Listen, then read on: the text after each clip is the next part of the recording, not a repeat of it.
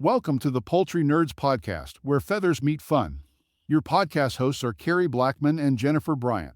Together, they work hard to bring you the latest news and information from the world of poultry. So, get ready for egg-sighting interviews, fowl facts, and more. Now here's Carey and Jennifer.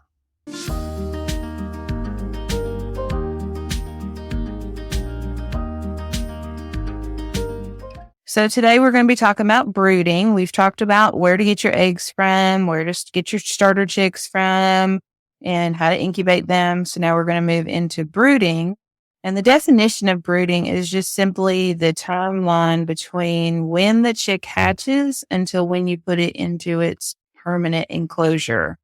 Usually that does include a heat source, or at least at the end, a temperature controlled space where they don't get a chill, where they're out of a draft. And the timeline for brooding for quail is 3 to 4 weeks. Chickens are 6 to 8 weeks. Turkeys are 8 to 12 weeks. And ducks do their own thing, but typically I find mine do 3 to 5 weeks, maybe. It just depends on the outside temperature. Question. Mm-hmm. By brooding, most people think about brooding that they have to have them on heat that whole time. So let's back up just a second. Mm-hmm. With quail, you said brooding is 3 to 4 weeks. How long do you actually put them on heat, though? Mine, now, of course, a lot of that's going to be weather dependent. I'm in True. Tennessee, you're in Alabama, so maybe Canadians might run a little bit longer. But me here, this time of year, it's March, it's nice outside. I'm taking the heat away from them at 10 to 12 days. See, for me, I brood indoors and my barn is heated as well. And when I have young ones in my barn, I usually bump the heat up to about 75-ish. And I start cutting my heat down inside the brooder box. My hatching time units, they have the thermometer on them. I start cutting them down after the first week. And I, like you said, 10 days to 2 weeks and for no heat. Yeah. So you have to understand where me and you are coming from. We want the strongest to survive, the hardiest to survive. Mm-hmm. We are not going to go out there. We're not hospitalizing. We're not coddling the ones that are falling behind or whatnot. Just for example, I moved some out onto wire in the main part of the barn yesterday, and they were hatched on the 26th. So they are 14 days old today. They are off heat. They are on their own in a wire cage, wire sides. They're protected from the draft if the wind were to blow into the barn, but they're just at barn temperature, which is probably in the 60s today.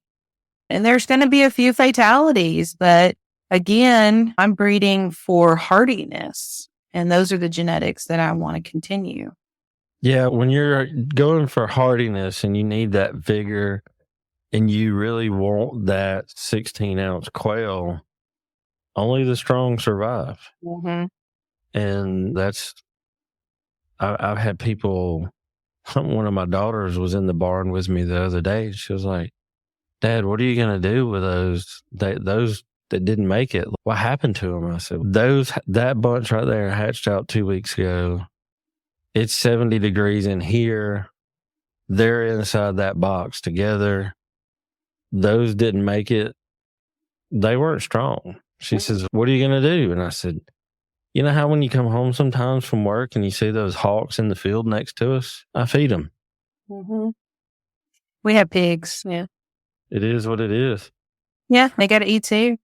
Yeah. And if I'm feeding them the ones that don't survive, then I don't have to worry about them trying to get into my chicken pens. Right. And we need to explain to people who may be new to this that we see a lot of posts like on Facebook, social media, that what caused this chick to die or what did I do wrong? There's a possibility that, yes, you did do something wrong, but there are so many possibilities that it wasn't born correctly. You don't know what's going on inside the system of that bird. It could have twisted up intestines. It could have been born without a stomach or not a stomach, but a gizzard. You just don't know. People are born with deformities, and to think that you can save every chick is not a reasonable expectation. So anyway, when I say I'm putting them out, I'm not saying I'm throwing them out in a blizzard. We're just simply removing a heat source and causing them to pull their big boy britches on a little bit. Right. Yep. Now, chickens, again, I have giant birds. They're going to be moving a whole lot faster. I have some Orpingtons out there that were hatched on February 2nd. So what are they, like 5 weeks now? And they are probably standing 10 inches tall right now. Man, those things are probably already asking for a 2 cheeseburger meal from McDonald's. They are. They have a dog food bowl, and we're having to fill it up twice. So it's 2 scoops of feed twice a day. There's only 5 of them in there, and they will literally jump up into the dog food bowl while I'm holding it. Now, they have a heat plate. Now, they're out in a barn pen on shavings, on concrete. They do have a heat plate, but they don't get under it. They might at night, maybe. I'm not out there. But during the day, they're up and active, and they don't need any heat. And if the wind were to blow through there, they're going to get the brunt force of it. So right now I've got some Cornish that are brooding. And I was going to kick them out at 2 weeks, but it's getting below the 50s at night. And I've got a camera inside there, and I can still see them. I've got my heat plate. After the first week on a Cornish, I turn that sucker up sideways. So, it frees up room in the floor. And if they're cold, they can huddle up and get each other warm. If they're not, they have plenty of room to get away from it.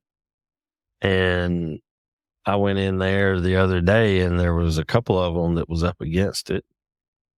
And I was like, man, it was chilly in here. And I looked at my heater, and one of my kids had turned the heater down. I'm like, Why are y'all in the barn? Like, I can never get y'all to come in here and help me do anything. So why are y'all messing with the heat? Mm-hmm. But so I turned it back up to 70. But like those things, this coming weekend, they'll be 3 weeks and they're out. Yeah. They're going to be out of the barn. Mm-hmm. I've been feeding them. I made some feeds specifically for growth on a meat bird.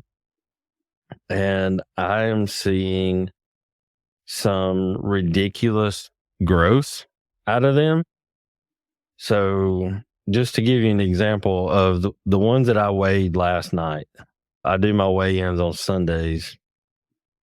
303 grams, 333 grams, 290, 250, 305, 339.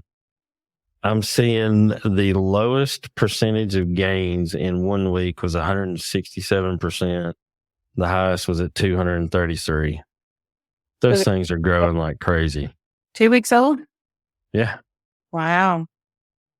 Yeah. Like today, 2 weeks ago, I picked them up from the post office. Got a grower recipe that I'm feeding them. And it's working out really well. All right. So Cornish are a little bit different. I got into an argument with a guy on Facebook the other day. Cornish shouldn't be treated any different than any other chicken, and that's just simply not true. I'll tell you right now, if you have a heater on a Cornish at 2 weeks old, they're going to die of a heat stroke. But they are. If you've never picked up a Cornish before, if you ever had cold hands, just go out there and pick up a Cornish. They are on fire.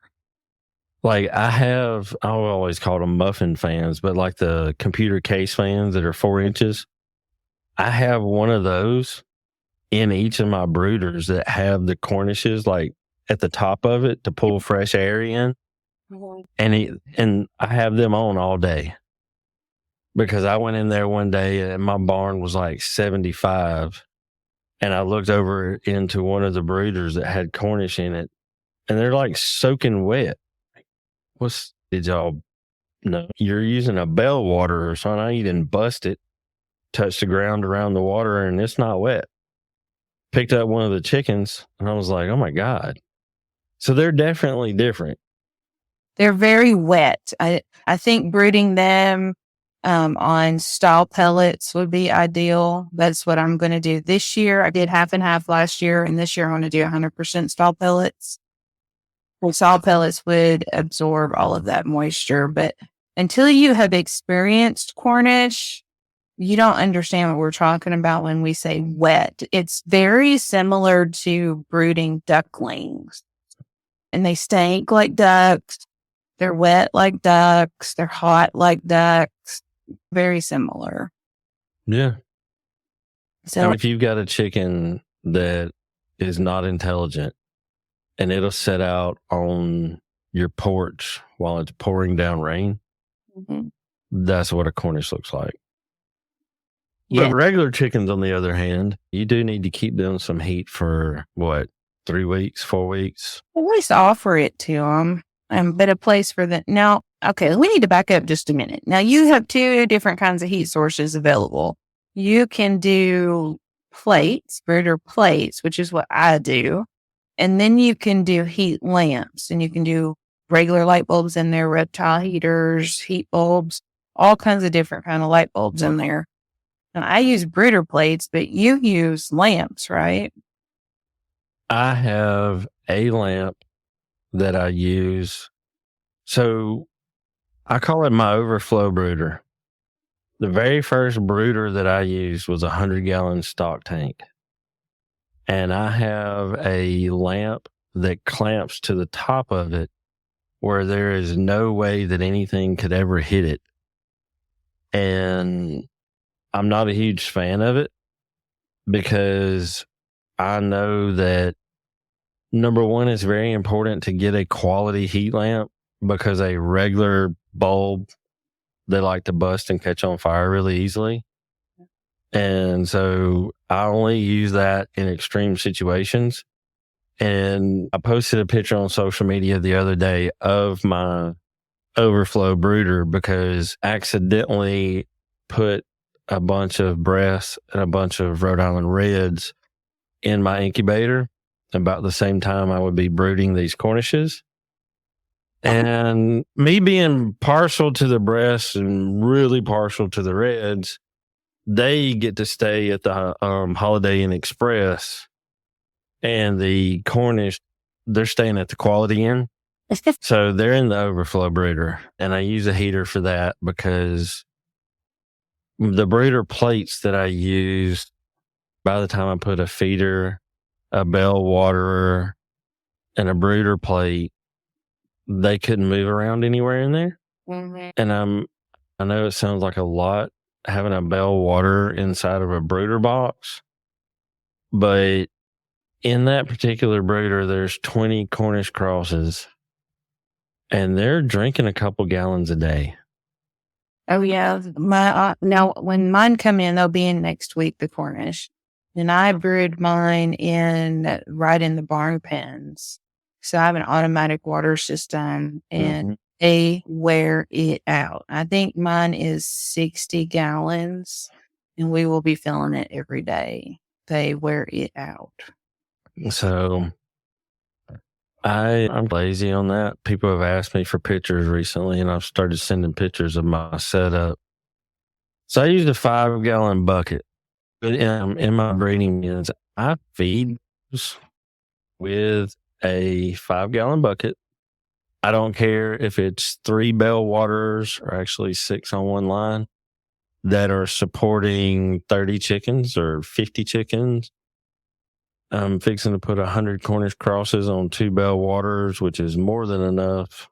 And I'm going to feed it with a 5-gallon bucket. But inside that 5-gallon bucket, there's a float valve that's hooked to a garden hose. Ooh. Yeah, I never fill it up. All I do is crack the lid, dump in some apple cider vinegar about once a week, and then let it go for another week. It's really nice. I have that automated. That way, when I go out of town, I know I can get somebody to throw some food in, but getting somebody to take a bucket out, fill it up, put it back, refilling all your waters is hard to find people to do that, but they'll throw some food in for you. So all my watering's automated. I like it. Yes. Yeah. Oh, it's a game changer. I got off a little bit on our own little things, but back to the quail. So we're going to be pulling the heat. If you're mean like us, we're going to pull it 10 to 12 days. If you're normal person, pull them at definitely by 3 weeks. Do not have quail on heat after 3 weeks unless you like live in Canada and you're trying to brood them outside or something. Chicken, 6 to 8 weeks, similar. You want to have heat available, but really they shouldn't be using it unless it's like chilly at night after 6 weeks. Turkeys. There are 1,000 different opinions on how to breed turkeys. This is our podcast, so I'm going to tell you how I do it. And I do it every year, and I do hundreds a year, and I'm very successful at it. So I'm going to tell you how you do it. First off, you make sure you hatch a couple chicks to brood with the turkeys. And we're only talking about the first batch for, say, a week. And after that, you're going to start mixing the different batches of turkeys. If you're going to do multiple batches, that is. Say you have some 3-week-olds and some 2-week-olds, put them together. But the reason being is turkeys are lazy. They want that brooder hot and dry. So don't feel like you're overcooking them because they like it.